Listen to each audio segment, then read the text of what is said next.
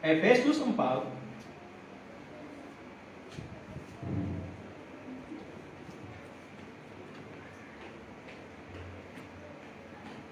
ayatnya yang ke-15.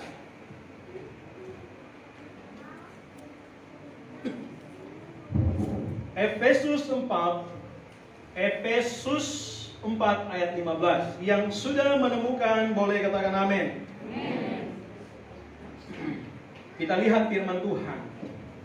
Tetapi dengan teguh berpegang kepada kebenaran di dalam kasih, kita bertumbuh di dalam segala hal ke arah Dia, Kristus yang adalah kepala.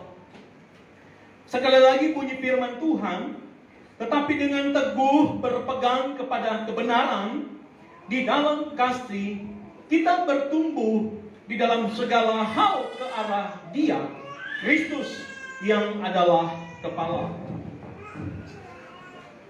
Judul Natal GPDI Ciparigi Bogor adalah dipulihkan untuk bertumbuh. Saya mulai dengan Efesus. Nanti sebentar kita masuk di Kolose. Haleluya. Kita semua siap dengar firman Tuhan? Amin. Tepuk tangan dulu dong bagi Tuhan. Ya, biar kita nggak kaku dengan kegiatan Natal pada hari ini.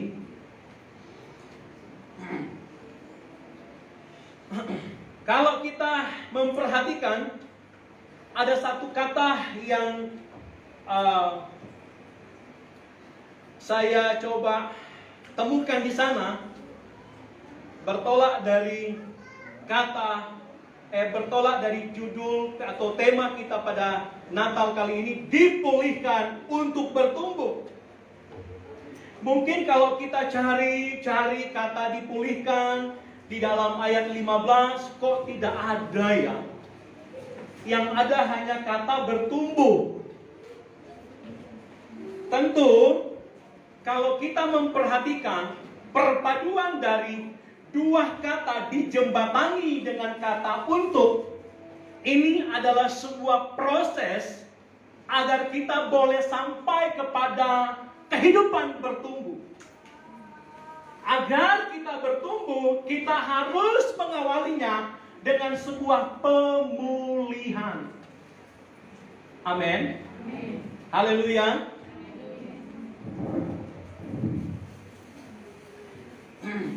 So, bagaimana yang saya sudah bilang tadi, saya tertarik dengan kata dipulihkan. Menjadi catatan saya di sini, dipulihkan mengandung arti dikembalikan pada keadaan semula. Jadi dikembalikan pada keadaan semula. Kalimat ini sementara menuntun kita, sementara memberikan penjelasan kepada kita, ada sesuatu yang terjadi dalam kehidupan manusia sehingga harus dipulihkan. Kalau tidak dipulihkan, kita tidak akan mengalami sebuah pertumbuhan, apalagi berbuah. Sehingga langkah awal kita harus dipulihkan. Katakan kiri kananmu, dipulihkan. Yes. Dipulihkan dari apa?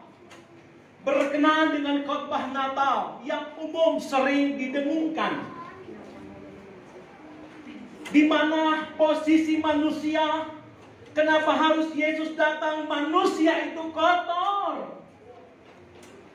Kotor dengan apa? Kotor dengan dosa.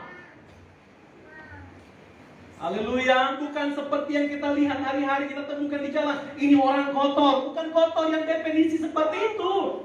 Tetapi kotor yang dimaksudkan di sini, kenapa Allah Bapa lewat Yesus Kristus harus hadir ke dunia membersihkan segala kotoran dosa. Haleluya. Amin. Berikut, kenapa harus dipulihkan? Lewat perantaraan Yesus. Karena ada kerusakan yang terjadi dalam sistem berpikir manusia.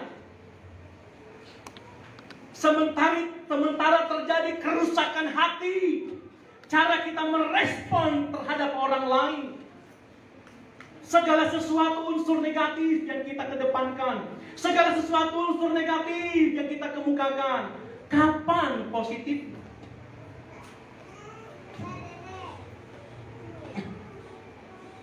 Sehingga sesuatu yang rusak ini, sistem atau cara berpikir kita, reaksi respon kita kepada Tuhan dan kepada sesama, itu harus diperbaiki, itu harus dipulihkan. Sama-sama katakan amin. Halo, tepuk tangan bagi Tuhan Yesus.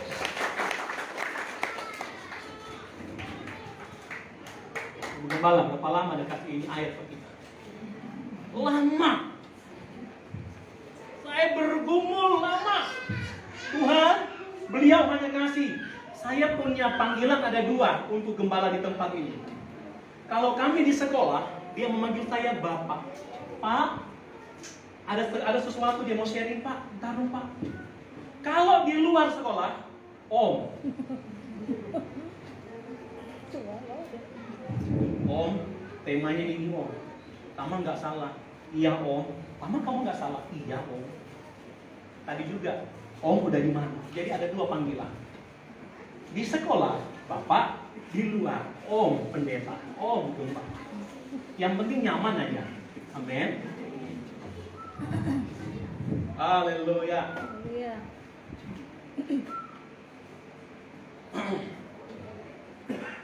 Saya bergumul.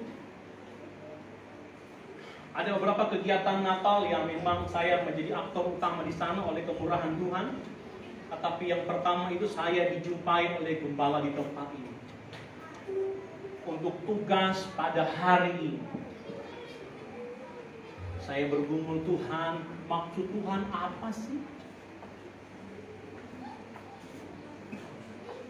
Sekian waktu lama saya tidak berkunjung ke tempat ini. Waktu-waktu awal saya mulai pelayanan di Bojonggede 2004-2005, kurang lebih waktu-waktu 2005, 2006, 2007, saya ada 1-2 kali berkunjung ke tempat ini. Dan semenjak itu baru sekarang kembali saya hadir lewat gembala di tempat ini. Memberikan sebuah keistimewaan, berbagi firman. Dibebankan dengan tema dipulihkan untuk bertumbuh.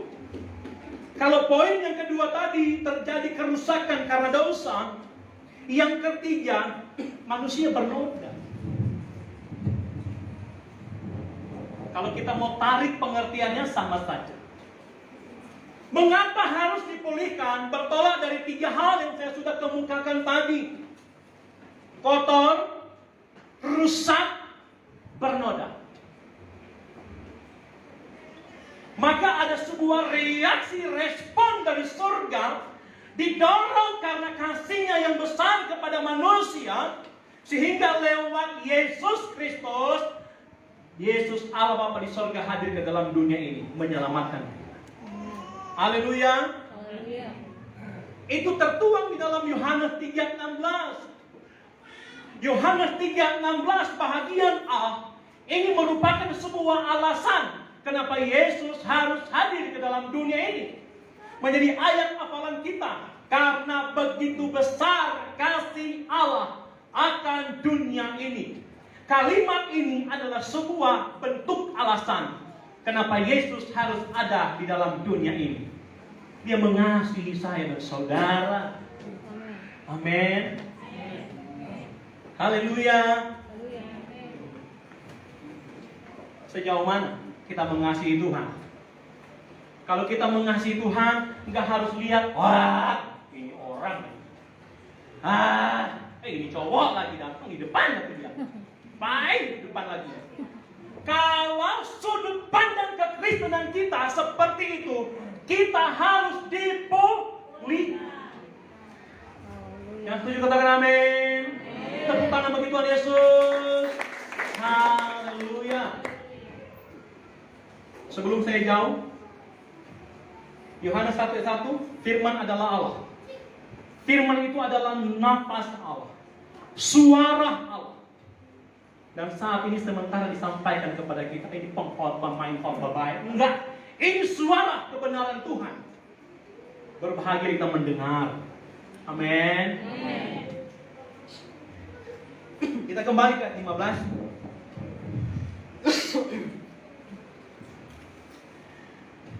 Tetapi dengan teguh berpegang kepada kebenaran. Sebelum kita jauh kepada esensi atau pesan Tuhan yang terkandung di dalam ayat 15, adanya ayat 15 dipengaruhi oleh ayat yang ke-13. Coba kita lihat.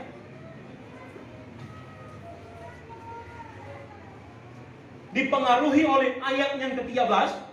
Di sana menjadi catatan saya ada 4 hal. Yang pertama, sampai kita semua telah mencapai kesatuan iman.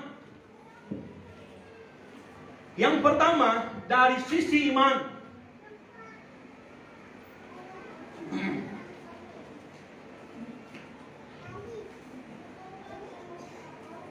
Kenapa saya bilang sebelum kita ke ayat yang ke-15, di sana ada kata pertumbuhan. Ayat 15 ini begitu kuat dipengaruhi oleh kedudukan ayatnya yang ke-13. Mengapa? Pesan Allah kepada kita, poin yang pertama di dalam ayat yang ke-13, dari sisi iman. Ini menerangkan, menjelaskan kepada kita bahwa seharusnya iman kita, keyakinan kita hanya tertuju kepada Yesus. Yang sepakat katakan amin. Amin. Yang kedua, dari sisi pengetahuan, kita bisa lihat di ayatnya yang ke-13. Gereja dituntut untuk bisa memahami firman. Bukan sekedar terima, bukan sekedar makan telan begitu aja.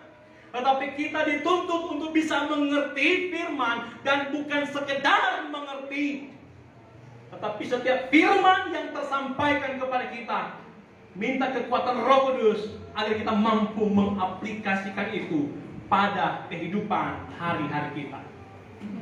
Amin. Yang ketiga, dari sisi kedewasaan.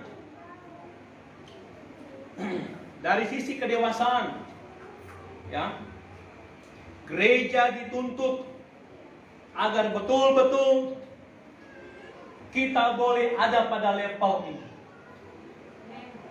Firman datang, membentuk, memproses, mengingatkan kita, menyadarkan kita harus siap dibentuk, diproses, dididik, dinasehati, dibimbing, agar kita boleh sampai kepada level yang Tuhan kehendaki, kedewasaan rohani.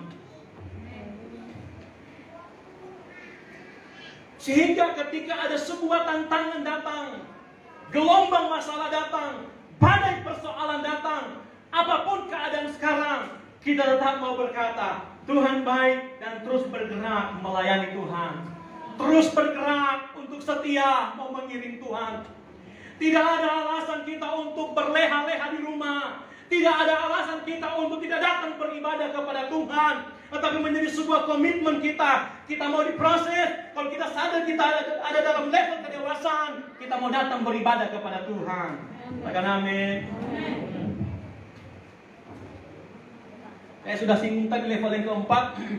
Dari sisi keserupaan dengan Kristus.